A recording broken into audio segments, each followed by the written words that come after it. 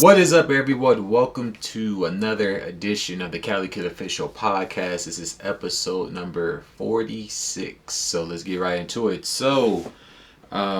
This past week, or should I say the past couple of weeks, we've been engaged in the NFL playoffs. I didn't get to, announce my picks for the divisional round, but we're going to go into that as well as my picks for the wild card round and how that played out. So going all the way back for the Bills and Colts game, as you guys recall, I picked the Bills. They ended up winning 27-24 against the Colts. Then for the Seahawks, I picked the Seahawks versus the Rams. I picked the Seahawks. They ended up losing. The Rams won 30-20 in that one. And the Bucs versus Washington, I picked the Bucs. The Bucs won 31-23. For the Titans versus the Ravens, I picked the Titans. The Ravens ended up winning 20-13. And for the Saints versus the Bears, I picked the Saints to win. They ended up winning 21-9. And then in the Steelers versus the Browns game, I picked the Browns to win that, and the Browns ended up winning 48-37. So I ended up going 4-2 with those picks. And then the following round after that, we had the Packers versus the Rams. I picked the Packers to win in that. The Packers ended up winning 32-18. In the Bills and Ravens game, I picked the Bills to win that, and the Bills ended up winning 17-3. In the Chiefs versus the Browns, I picked the Chiefs. The Chiefs won a close nail biter, winning 22-17. Patrick Mahomes ended up getting hurt in that game with a concussion.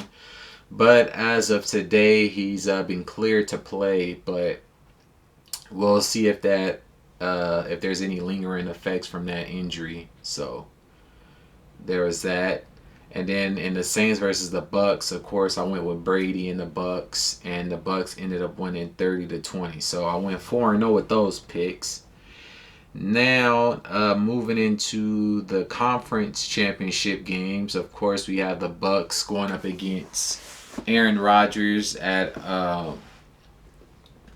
Lambeau Field. I'm picking the Bucs to win that game.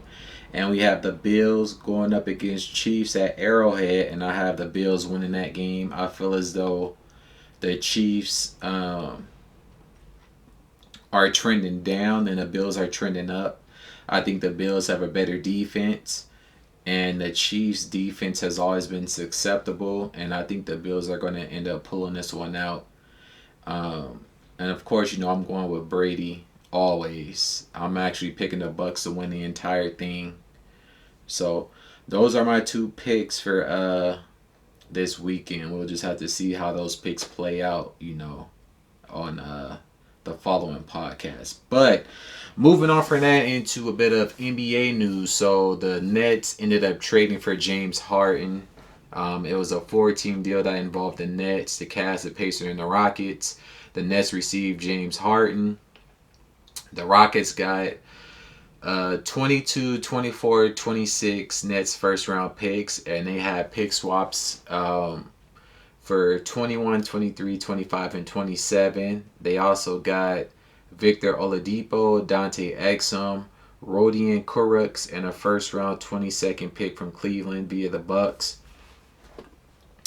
The Pacers received Caris LeVert in a second round pick. That ended up being a blessing in disguise because it was reported that he had some type of issue dealing with his kidneys. So this pick, or should I say this trade, ended up being a blessing for him because that was able to be diagnosed and that's being treated right now. The Cavs, they received Jarrett Allen and Teron Prince. So this was a pretty interesting trade. The Nets... so far it hasn't been smooth sailing, but all three members, KD, Kyrie, and James Harden, they've all been able to put up points, but it's going to take some time for them to get used to playing with one another and who's going to score a certain amount of baskets. Somebody ain't going to be able to get as many shots as the other. So it's going to take some time for that, to pay off, with that. But it's looking like it's going to be interesting in the East. A lot of people are going to be picking the Nets now, but they lack uh, depth on their team, so that might play an issue. But I think the Nets are going to come out the East and the Lakers are going to come out the West. So that's going to be a crazy NBA Finals, if and when that happens. But moving on from that into UFC, so we're going to be getting the rematch of Dustin, Poirier and Conor McGregor in the first round, or should I say in the first fight. Conor got the victory. I'm expecting Conor to win this one as well. Conor is looking more polished and more focused, and I think he's going to pull out, something else from his bag of tricks, similar to how he did in the fight against Cerrone. He came with that shoulder move, so I'm expecting, some fireworks in this one as well. So I'm picking Conor to, win that matchup as well. But moving on from that into a bit of societal news. So apparently this woman had her car jacked and she ended up leaving the kid in the car, but the thief saw the child, doubled back, scolded the the parent, and then gave her her child and threatened to call the police on her, which was, I thought that was kind of hilarious. So as the article says, this took place in Beaverton, Oregon.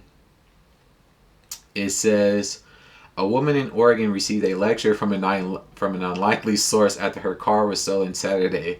The woman was shopping in Basic Meats Market in Beaverton around 9 a.m. when a man hopped in her 2013 Honda Pilot and drove off, police told Cole IN, which I guess is their local news station. Not long after, he discovered something unexpected. The woman's son was still in the car, according to the outlet. It says the thief returned to the parking lot and made the woman remove her son from the backseat before admonishing her. He actually lectured the mother for leaving the child in the car and threatened to call the police on her. Officer Matt Henderson, a police spokesman, told Oregon Live. The thief then drove off in the car for a second time, KPT reported. Oh, so they have multiple news stations there, huh? The woman says she parked just outside the door to the store and was never farther than 15 feet from the car, according to Oregon Live. She says she just popped inside to buy meat and a gallon of milk. That's all it takes. That's all it takes. That was very ignorant on her part to do that. And she's lucky that it didn't, it wasn't a worse situation.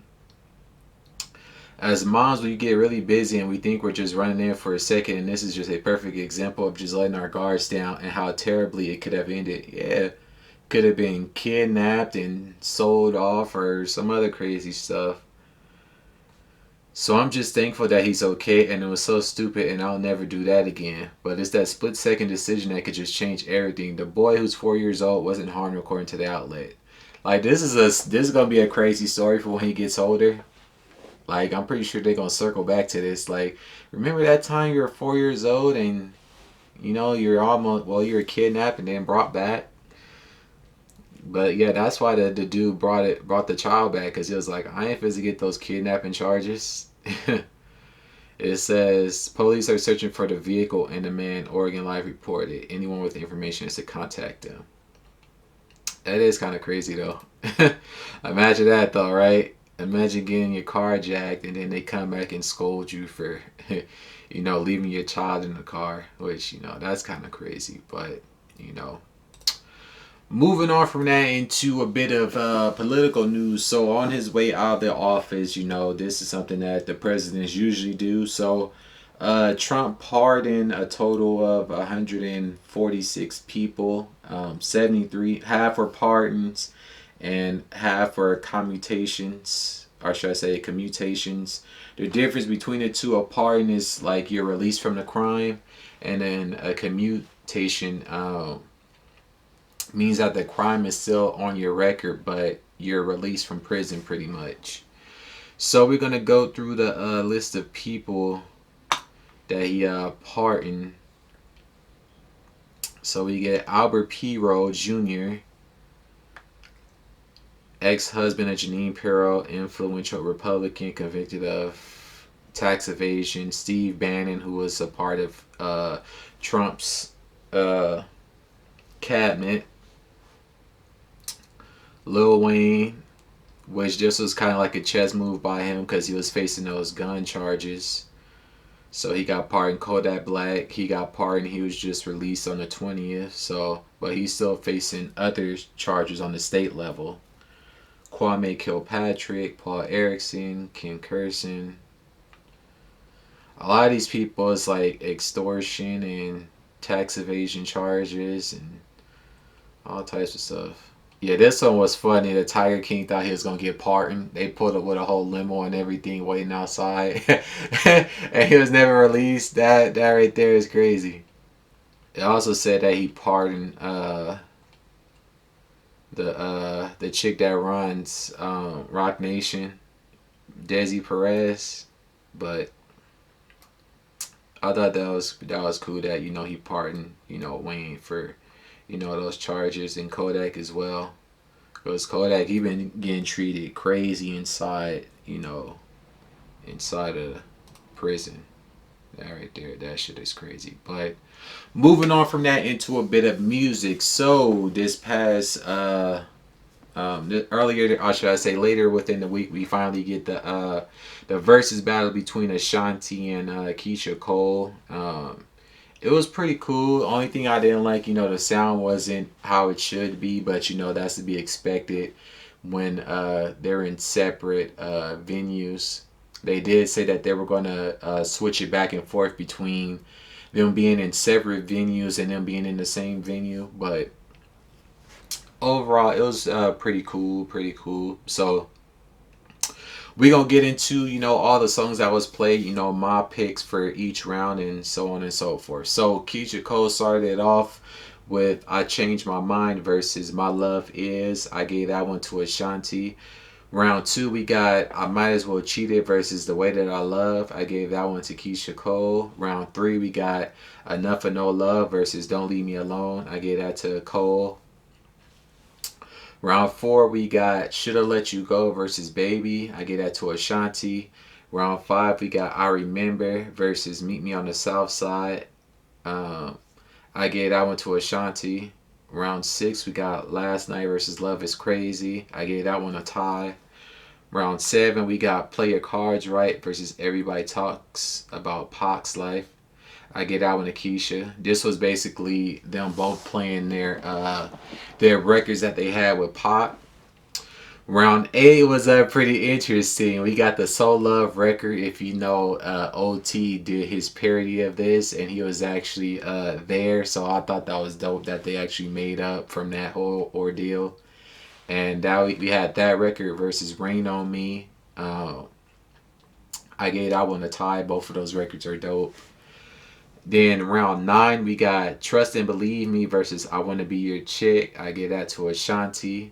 Round 10 we got You Change versus Try to Make It Work. I gave that one to Keyshia Cole. Round 11 we had Heaven Sent versus Baby. I gave that one to Ashanti.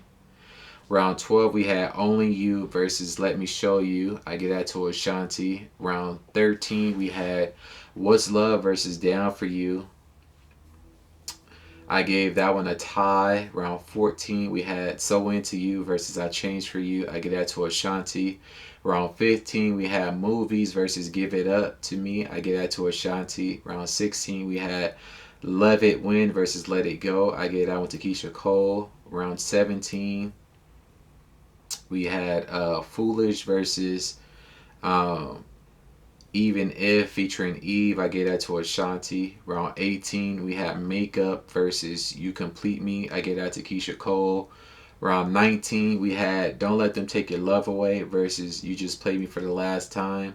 I gave that to Ashanti. And then round 20 we had Always On Time versus I Don't Want to Be in Love With You.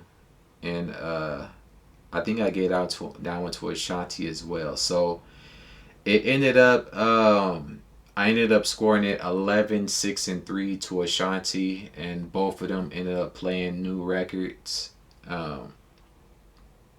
Ashanti's new record is called 235, and Keyshia Cole's is called I Don't Want to Be in Love with You, I do believe. So that was pretty much that. But overall, it was pretty cool. It was pretty cool. But that's going to pretty much do it for this week's podcast. I appreciate you all for tuning in. If you're listening on Anchor, Spotify, I appreciate you all for listening. If you're watching on YouTube, I appreciate you all for tuning in as well. Make sure you leave a like and comment below. And until the next podcast, peace.